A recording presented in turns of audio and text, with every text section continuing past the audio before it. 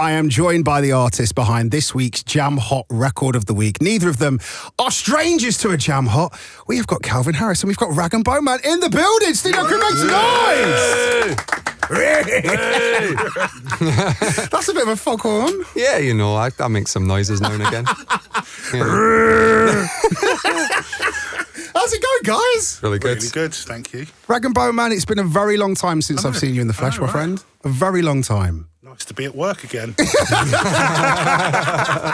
can't say that. I know how busy you've been touring. I've been busy touring for feels like about 2 years. And the last time that you guys worked together, what, 5 years ago now? 5 years, almost exactly 5 years since Giant. Yeah. Wow. Yeah. Can you believe that? 5 years has gone really quick. Yeah. Oh no, it feels like about 5 years. If I'm honest, it feels like that's about right. See, I thought it's flown by. I don't know about that.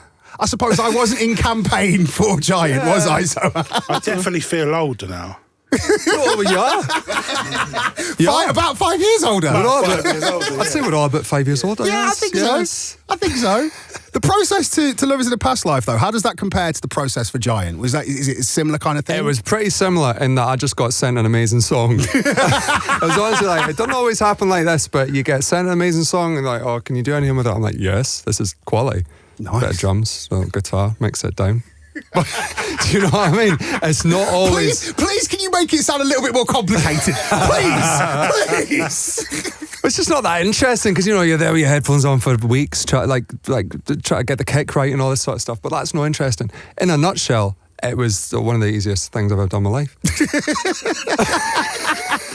Because it's Rory's voice, right? Yes. So it's so easy because you don't really have to do anything for him. Also, I'm always saying it, if you start off with like an exceptional, like unbelievable voice, you're so far ahead as if you've got something that's like, okay, or sounds like everything else. Do you know what I mean? This sounds like nothing else. Yes. So that's what I'm going for, and that's kind of like the pleasure in making a song like this is that I know that there's not another one that exists that sounds like it. Yeah. So that's the buzz for me, I think. That's sick. For you, in this space of being able to kind of send records to Calvin, and how does that feel now for you, kind of a number of years into your career, now that you know that people know how special your voice is? Well, I think I spent a lot of time not doing those things because I doubted. Why? I just self-doubt or whatever it is, just to make that step to ask somebody. And then now I'm like, no, I'm worth it. Like, you know, whatever. You know, I know my worth now, but I didn't. So I spent a lot of time not doing that. So now I'm like, yeah, I could send it to such and such. You know what I mean? I'm glad to hear that. Now, the lyrics to Lovers in the Past Life, it feels like it's one of those songs that is a lyrically special song, which I think people know both of you for. Talk me through the meaning of this song. What does it mean to the pair of you, having worked on it together? The song essentially is about a kind of love that's unearthly. Once I come up with that lyric, it just tied it all together. But I just think do you know what is nice for me is that it started off as a ballad, and it really did. It was piano and vocal and nothing else. And now it is what it is because of this man. Yeah. It's a really cool collaborative process. And actually, weirdly, because of the way that Giant went, I didn't really meet Calvin until we was on the music video of the song. So, like, you know, we didn't meet each other. And then this time around, I got to go in the studio together, I revocal it and stuff. And what's Calvin like in the studio? He strikes me as the kind of person that will be no, you can do that better. You can give me a better take. No, he's not like a slave driver or nothing, but like... he doesn't come from the Quincy Jones school of producing. No. Again! No, man. Depends who you're working with. It depends who you're working with. When the first take's perfect, what you meant to say. It was a good day. It was a good day in the studio, and yeah, it was just nice to work together in person. I love that. I mean, I really feel like when you listen to this song, as with Giant, it feels like it's a perfect marriage of the pair of your styles. You know, your voice, your delivery, your soul, and you know how to bring out soul in a dance record. Yeah. And it bangs. So it works. Yeah, got the side chain right. Took a couple of mixes, mine, but I think what I enjoy is with most of my records, I try and sneak in like real instruments, real live instrumentation, and but still make it fit within that context, you know. So a lot of my songs are a little bit more rough because of that. There's a little bit more live things in. So that works with someone who basically only works with live instruments, like proper artists, you know. Yeah. So I love it. And Calvin, welcome to the 40s Club. Oh, thanks very much, mate. Yeah. Cheers. Feels good. It gets better. Yeah. I mean, Roy, you've got a year to go. I'm on the brink. You've got a year to go. brink. You're all good. You're all good. But have you, Calvin, had any changes to your lifestyle since you turned 40? Anything Since I that you've turned gone- 40, no. Yeah. No. Were you doing it all in preparation for? I think so. I think the run up to it, you're Googling anti-aging supplements and They don't work. what should I be eating and all this sort of stuff. I think, yeah, I feel like that it's been getting a bit heavier on my mind. And, you know, my missus, she's got so much energy, I'm trying to keep up with her. So, yeah, but, you know, it feels good. It feels good. I like the age. It's a good age to be. It's a good age. And within dance music circles, we're still the young ones. Well, it's true compared to some of them heads. Yeah. Yeah, I always said that, like, once I get past 50, I can't see me DJing, man. You say that, but look at Carl Cox. It's a certain type of DJing, though, isn't it? Yeah, but But still. I think with the more commercial end, it gets a wee bit... a little bit suspect. I think I'd prefer to be, like, in studio making tunes. Maybe I'll just make someone else's tunes, do you know what I mean? Be like ghost producer sort of thing, or mix down for people. I will do that when I get a bit older, I think. You think so? Well, I think that's where the majority of my talent lies, is making something sound good. So I would like to make other people's records sound good. When do you think that's going to happen? When do you think you're going to flip the switch and do that? 42, 43. Okay, 2 more years worth of tunes from you. Yeah, something like that. Something like that. I mean, you know, your schedules for the pair of you, it seems like, you know, you are very busy at the moment. The pair of you are very busy. You, Rag, you're touring all the time. Calv, you know, you've just announced Ibiza. You're back over again for another season. Yeah, that's not work though. My God, that's amazing. It is. You love it. It is. I do love it. Come on, that's the place. Like, if you're gonna be DJing, it's amazing. It's amazing. Are you thinking of joining him, Rag, for any of the shows? I would love to, man. Class. That'd be sick. There you go. Done deal. Done deal. Thank you, MistaJam. No problem. No problem. I'm here trying to make dreams come true. Just sorted me out a couple of days and I'll be forever away from the kids and that. So yeah, cheers. Appreciate it. You got to bring the kids. No. Don't say The that. Schweier is a family-friendly venue. Yeah. Sorry, mate. Sorry. But I mean, you know, you've got Ushuaia, you've got Vegas. Which one do you think you prefer playing? Is there a preference between the two? Well, less travel to go to Ushuaia. True. I'm not a big fan of sitting on a plane. Yeah. But I mean, Vegas is like, you know, it's otherworldly. It's a mad place. So you go in and out. But Ibiza's the sort of place, you know, you go up north, you can just chill out and relax. You're not chilling out in Vegas. No. You know, so I would say, I mean, if you're going to make me pick, it's going to be Ibiza.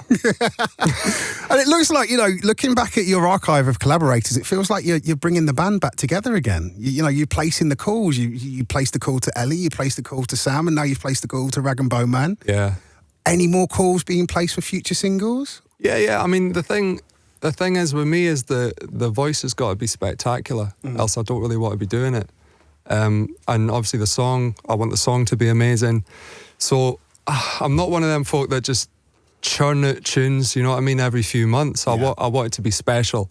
And what I've found is the people that I worked with previously, obviously they know me, they know who I am, they know what the vibe is, they know that it's not going to be like weird or awkward. I'm going to make it sound good. I'm going to make them sound good. Yeah. And also, it's just hard to find a really, really good voice that I really, really want to work with. I hear that. I think the more tunes that you do, and the if they've done well, and they're with a certain caliber of like, whoa, this voice is amazing, or this song is amazing, it's a self-imposed bar that I've created, and I don't want to go under it, because what's the point? I'd rather not put a tune it. I hear that. So yeah, I'm revisiting a few of the older collaborators. So Florence next, then Rihanna after that. Man, Yeah. the dream. Honestly, Florence is the absolute dream. But I've been trying to get her for a while. But You know what you should do? You should do Florence, but have Rag as the backing vocalist on that song. can you imagine? Yeah. Like, it'd be like going to church. Honestly, it would. Yeah, unbelievable. You'd do that, wouldn't you? I would do that, 100%. In a heartbeat. That's actually an amazing idea. Yeah. And that might be the thing that gets Florence to go, yeah, okay, I'll come out of this exile that I'm in at the moment. I'll do it. That'd be sick. Man. Now, for someone like me who knows your history, I know you love dance music. Yeah, man. The thing that has surprised me is that there hasn't been more Rag and Bone Man dance music releases. Yeah, I know. It kind of, yeah. I know, you're right. I've barely done anything like that. You wait I think until it's Calvin 'cause- places the call and then, okay, I'll do that. I think it's because I was always so led down the drum and bass route, and I've had those sort of remixes done a lot. You know, like had Shy FX do a remix and Calix and TB and people like that, and like I kind of feel like, yeah, I've done that bit, and then I don't know, I just haven't branched out into anything else. Yeah. Maybe that's just me being a bit one-track minded, but you know, it's good to have a dance record out. It's good to have you on dance. Because my next album is so vastly different from that. Really? Yeah. That it's nice to have something that just stands alone, that you can just, it doesn't affect either side of that. Do you know what I'm saying? So the next album is going to be very singer-songwriter. It's going to be very soulful like usual. Not necessarily singer-songwriter, he is very hip-hop led. Really? Yeah. You're going back to your hip-hop days? Yeah. Yeah. Would you ever be tempted to do like a drum and bass project yourself? Absolutely. If it was with the right person, 100%. Yeah. Calvin, I think it might be time. I kind of make drum bass, mate. You know, I kind of do that. You can mix it. You can mix it You know down. what? I don't know if I can. I've never tried to. I think that's the I've never challenge. tried to. Something about the... yeah, no, I think I could, though. We should do it. We should do it collectively. We should do it. Are you making drum and bass now? I might have dabbled. Oh, yeah. Yeah. I might know my way around a little bit of a break. Okay. But this is the thing, man. It feels like where we are in 2024, music is rising to the top. Good music is rising to the top. People are paying less attention to genres. Yeah. And for you, Rag, as someone who can kind of do anything on any genre, obviously, you know, the collaboration with Calvin is amazing. Mm-hmm. I'd love to hear you on more house. Yeah. I'd love to hear you on more house. I'd love to hear you on more drum and bass. What are the plans in the future? Is it purely still not feeling confident in doing that, or is it a case of, do you know what, you do realise that you're a Rag and Bone Man, right? Yeah, I know, but there's still that bit of me that's like, I don't know if he would know who I was, or I don't know, you know what I mean? Yeah. Like, you get that feeling, so I don't know, maybe I just need to work on my confidence a little bit more. Thank you for your time. Thank you for coming in and just showing love to us, because we love you guys, which is amazing. Yeah, we love you. Thanks for having us. No, thank you. So, I mean, look, we were talking about what's happening for you over summer, Calvin. You've got the residency in Ibiza. Yeah. Lovers in a Past Life is out now. Yeah. I know you to be the kind of artist that will have an idea to make something. You'll make it. Within a couple of weeks, maybe a couple of months, it will be out, and then you move on to the next thing.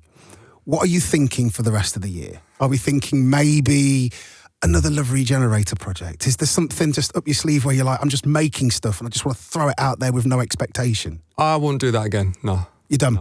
No. I realise that, I mean, I enjoy making things a lot, but I also enjoy people hearing them. So it's trying to strike the balance between those two things. Do you know what I mean? Yeah. I'll leave it there. I wasn't expecting that answer from you.